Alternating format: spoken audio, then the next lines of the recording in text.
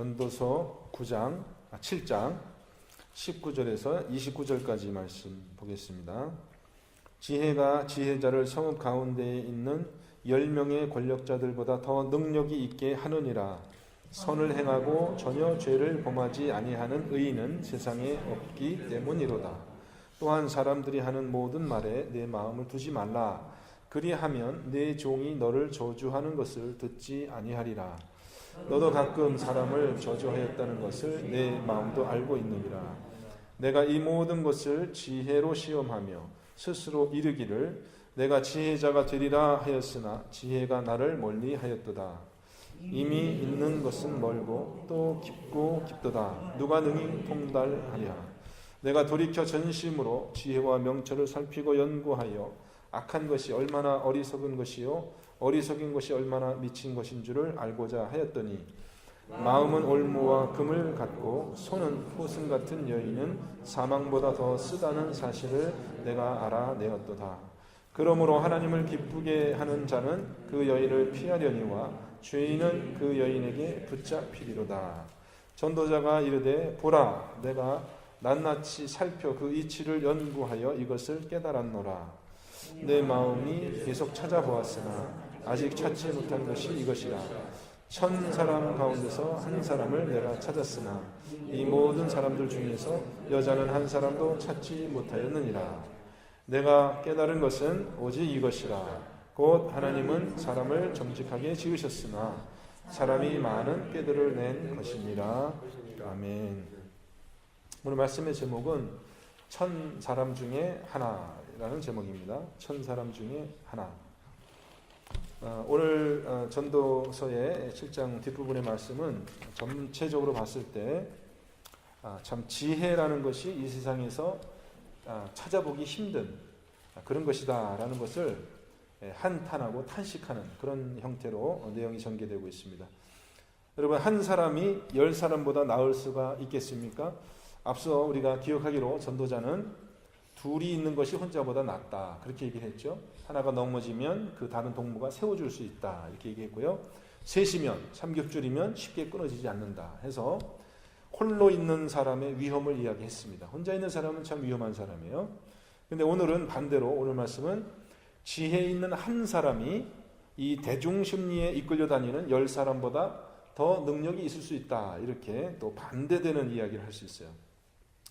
여러분, 우리가 경험하는 거지만 사실 여러 사람이 모였을 때 각 사람의 지혜가 이렇게 시너지 효과라고 그러죠. 각 사람의 능력이 이렇게 더 모여서 발휘되기보다는 오히려 사람들이 가지고 있는 약점이 부각되어지고 그래서 더 흩어지기 쉽고 분열하기 쉬운 그런 모습이 나타날 수 있다는 것이죠.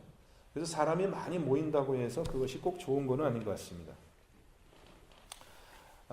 오늘 그 말씀 우리가 19절 말씀을 보면은 성읍 가운데 있는 10명의 권력자보다 더 능력이 있다 이렇게 얘기를 하는데, 능력이 있다라는 말을 공동 번역은 성을 든든히 지켜준다 이렇게 번역을 했더라고요.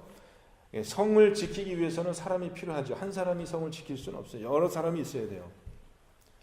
근데 10사람이 모였는데도 불구하고 이 사람들이 성을 지키지 못하는 이유는 10사람의 어리석음 때문에 서로 분열하기 때문에 그렇습니다. 그래서 때로는 지혜 있는 한 사람이 더 나은 그러한 결과를 초래하기도 한다는 것이죠.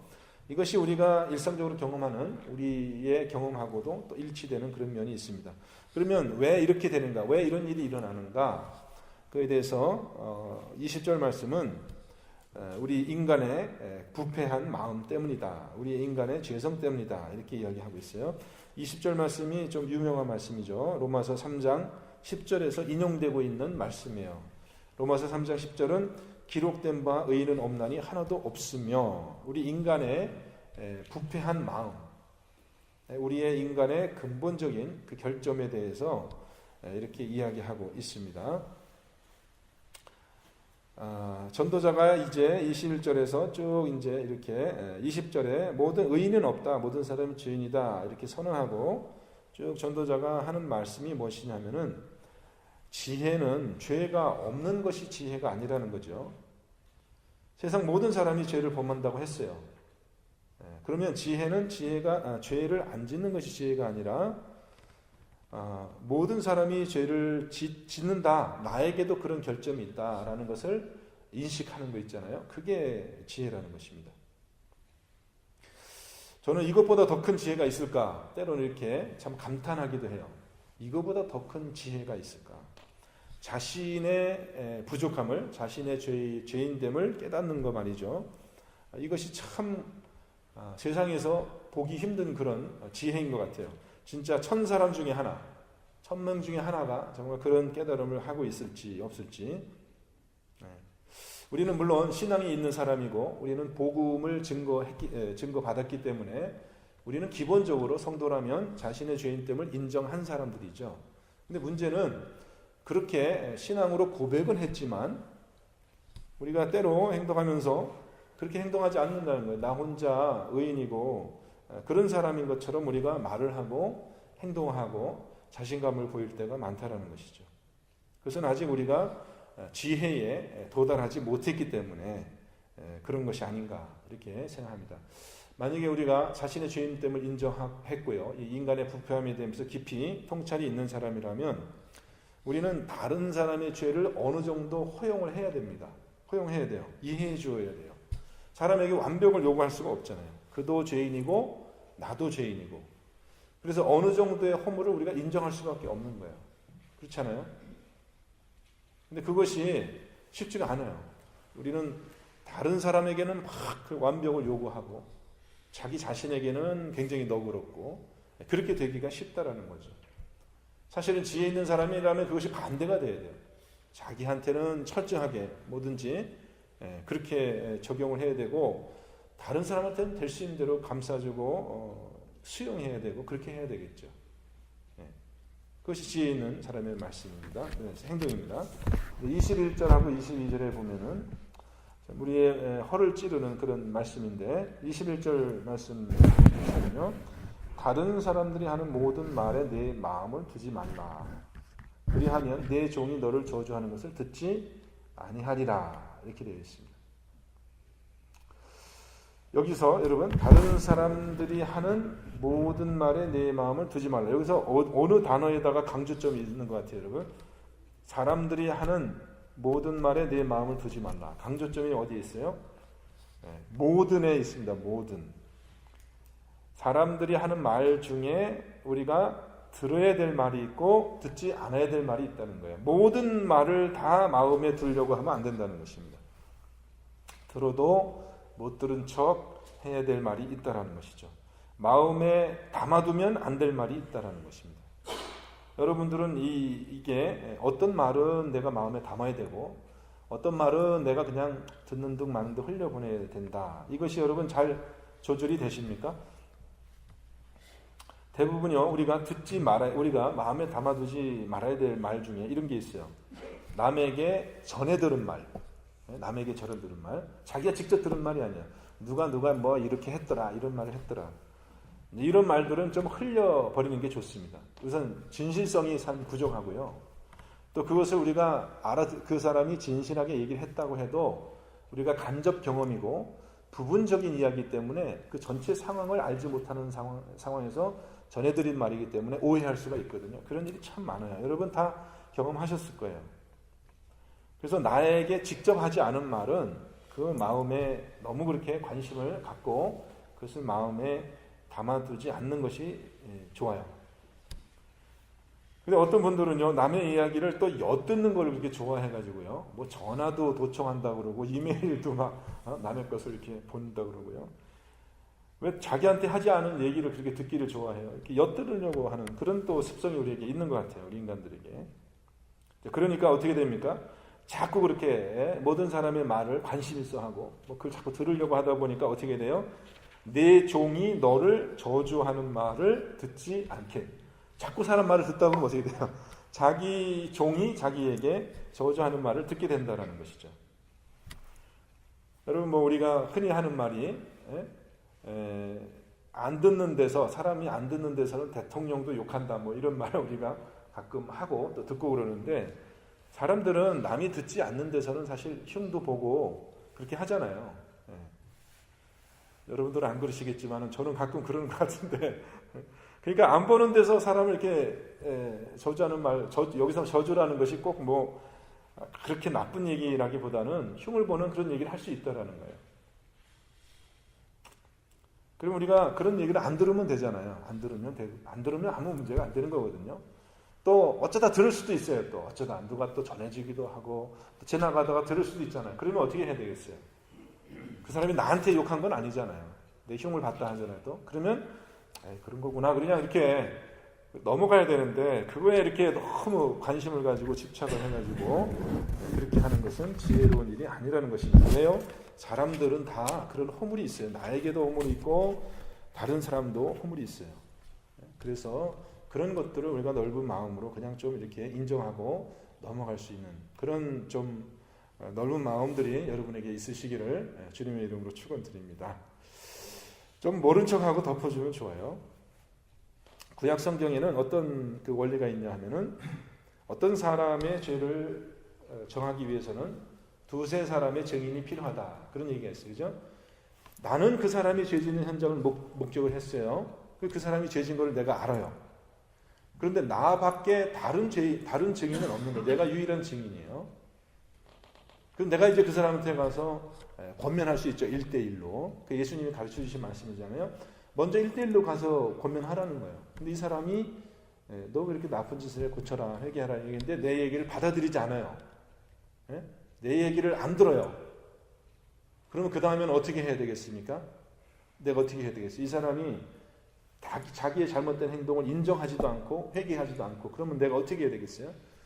보통 사람들이 어떻게 하냐면은 다른 사람들 찾아가서 이제 또 얘기를 하는 거예요. 아니 이 사람이 이렇게 나쁜 짓을 했는데 말이지 내가 얘기를 해도 듣지 않는다고 막 이렇게 하거든요. 근데 사실은 그거는 율법의 원리에 따르면 그것은 올바른 행동이 아닙니다. 왜냐하면은 증인이 나 혼자고 그 사람이 인정하지 않을 때는 그 사람의 죄를 정할 수 없거든요. 그러면은 덮어줘야 되는 거예요. 그냥 잊어버려야 되는 거예요. 그 사람이 부인해도 어쩔 수 없는. 그 사람이 인정하고 받아들이면 좋은 거죠. 그렇지만 인정하지 않을 때는 내가 혼자 증인일 때는 그것을 내가 다른 사람에게 전파하면 안 되고 그건 그냥 덮어줘야 돼요. 만약에 내 두세 사람의 증인이 있다면 함께 가서 권면할 수 있죠. 여러분 왜 율법의 원리가 그렇게 돼 있겠습니까? 왜 율법의 원리가 그렇게 돼 있겠어요? 그것은 우리 인간의 약점이 다 있기 때문에 그렇습니다.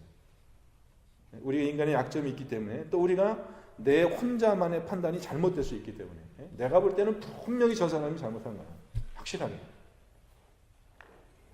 내가 볼 때는 분명히 저 사람이 뭔가 잘못했어요. 근데 그 판단이 얼마든지 틀릴 수 있다는 거 여러분 아십니까? 우리가 그 사람의 마음까지 헤아릴 수는 없잖아요. 그죠? 어떤 동기로 그런 행동을 했는지, 앞뒤 정황이 어떻게 됐는지. 우리는 항상 부분적인 지식만 가지고 판단하는 거지 그 사람의 전부를 우리가 무슨 하나님처럼 보고 꿰뚫어 아는 것이 아니기 때문에 그런 우리 인간의 허점이 항상 있기 때문에 율법의 원리가 그렇게 되어 있다는 것입니다. 여러분. 혹은요 나에게 저 사람이 이렇게 나쁜 짓을 한 것에 대한 심증이 있어요. 꼭 그런 것 같아.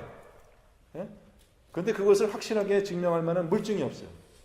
확실한 증거가 없어요. 내 마음속으로는 정말 저 사람이 그런 짓을 꼭 한 것 같은 확신이 있는데 그걸 내가 증명할 방법은 없어요.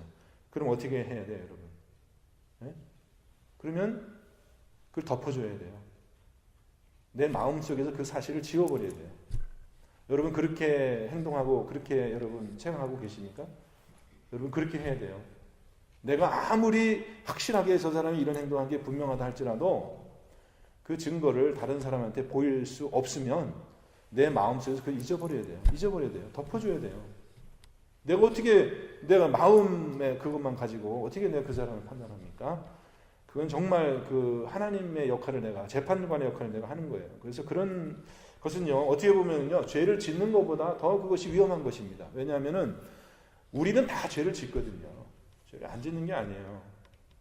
그렇기 때문에 될 수 있으면 판단하지 않고 다른 사람을 이렇게 너그럽게 인정해주는 그런 마음이 있고요. 자기 양심을 가지고 다른 사람을 판단하면 안 됩니다. 자기 양심을 가지고 다른 사람을 판단하면 안 돼요. 자기 양심은 자기를 판단하기 위해서 있는 거죠. 그 사람은 그 사람의 양심이 또 있고, 그렇기 때문에 이런 우리 인간의 허물과 약점을 깊이 깨닫고 있는 그것이 지혜라는 겁니다. 이 세상에는 죄를 안 지는 사람은 없어요. 다 죄를 지어요. 우리는 다 허물이 있어요. 근데 그것을 깊이 깨달아 아는 것이 지혜다. 근데 이제 오늘 말씀 후반부에서 보면은 전도자가 뭘 얘기하고 있냐면 그러한 지혜를 깨달은 사람이 참 드물다라는 겁니다. 그게 참 드물다라는 거예요. 1000명 중에 1명이라고 얘기를 해요. 굳이 23절 말씀 이렇게 봅니다. 23절 말씀 보겠습니다. 내가 이 모든 것을 지혜로 시험하여 스스로 이르기를 내가 지혜자가 되리라 하였으나 지혜가 나를 멀리하였도다. 이제 이 전도자는 이 전도서에서 계속해서 이 독백을 많이 합니다. 내가 스스로 이렇게 생각했다. 내가 스스로 이렇게 말하였다. 내가 스스로 이렇게 살펴봤다. 이렇게 독백을 하는데 자기가 지혜자가 되고 싶어서 지혜를 찾고 싶어서 아주 전심으로 그 25절도 한번 보십시오. 25절 내가 돌이켜 전심으로 지혜와 명철을 살피고 연구하여 이렇게 됐거든요. 그러니까 지혜자가 지혜를 추구하는 마음이 참 대단하죠. 그런데 그렇게 했더니 결국 어떻게 되냐면 23절 말씀으로 돌아가면은 지혜가 나를 멀리하였도다. 지혜를 추구하였지만 그 지혜를 얻기가 너무 어려운 것을 문학적으로 표현한 거죠. 지혜가 도망가요? 여러분? 지혜는 도망가지 않아요. 우리가 잠언을 보면은요. 지금 우리 전도서를 보고 있는데 전도서 앞에 잠언이 있잖아요. 잠언을 보면은 잠언이 이제 잠언의 지혜가 이제 한 여인으로 그렇게 비유로 나옵니다. 굳이 지혜를 여인으로 비유한 것은 히브리 말 호크마 지혜가 여성 명사이기 때문에 여인으로 이제 비유를 했지만은 그럼 이 지혜가 어떤 형태로 사람들에게 나타나느냐? 어디 비밀한 곳에 숨어 있지 않아요. 지혜가 어디 나타나냐면 사람들이 많이 지나다니는 시장에 나타나는 거예요. 그 시장 골목 어귀에 서가지고 지혜가 큰 소리로 나 여기 있다 나를 사가라 그러면서 지혜가 자기 값이 얼마라고 자기를 매깁니까? 지혜가 자기를 값도 주지 말고 은도 주지 말고 뭐 물도 달아주지 말고 공짜로 나를 사가라는 거예요. 공짜로 시장에 서서 내가 지혜인데 근데 사람들이 어떻게 해요? 사람들이 다 도망다니는 거죠. 피해 다니는 거죠. 사람들이 거들떠오지도 않는 거예요. 지혜의 외침을. 그러니까 이 지혜는 사실 우리 주변에 얼마든지 있고요. 우리 가까이에 있어요. 지혜는. 근데 왜 전도자가 이렇게 지혜를 열심히 찾았는데 왜 이렇게 지혜가 나를 도망갔다. 이건 역설적인 표현이죠. 그만큼 지혜라는 것은 얻기 힘들고 실천하기 힘든 그런 것을 지금 지혜자가 깨달았다는 것입니다. 24전의 그 마음이 24전의 말씀이 우리 한번 같이 읽겠습니다. 이게 한탄이잖아요. 시적인 표현인데 같이 한번 읽습니다. 이미 있는 것은 멀고 또 깊고 깊도다 누가 능히 통달하랴. 누가 능히 통달하랴. 답은 뭡니까? 아무도 그것을 통달할 수 없다. 이거죠. 지혜라는 것은 무엇인지 너무나 멀고 깊어서 아무도 그것을 통달할 자가 없다. 이렇게 한탄하며 이야기합니다. 이 전도자는 사람의 부패한 마음을 계속하여서 지금 설파하고 있는데 이 사람의 부패한 마음의 핵심이 뭐냐면 지혜를 싫어하고 미워한다는 거예요. 지혜를 추구하는 마음이 없다는 것입니다. 그래서 결론이 뭡니까? 결론이 29절 말씀 건너가면은요. 하나님은 사람을 정직하게 지으셨으나 이것을 깨달았다고 했어요. 지혜를 열심히 지혜를 추구하다 보니까 결론에 도달하였는데 하나님은 사람을 정직하게 지으셨으나 사람이 많은 꾀들을 낸 것이니라. 여러분 혹시 꾀를 좀 내보신 적이 있으세요? 꾀를 내보셨어요? 꾀라는 말 아시죠? 꾀를 좀 내보시니까 어떻던가요? 잘 되던가요?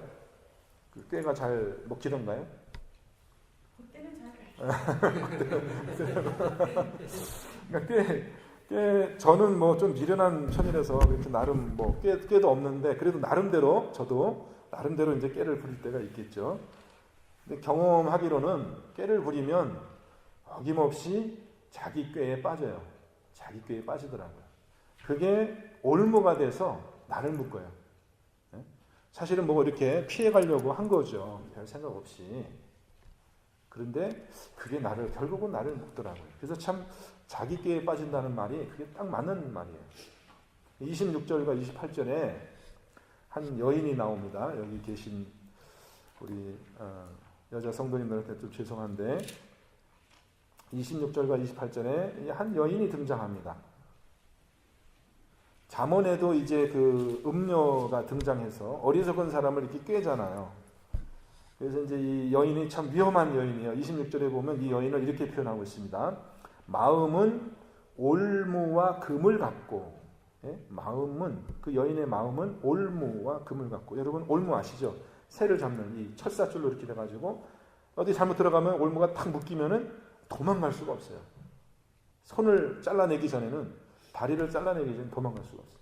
금을 갖고, 금을도 여러분 아시죠? 손은 또 포승 같은 여인이 있다 했어요.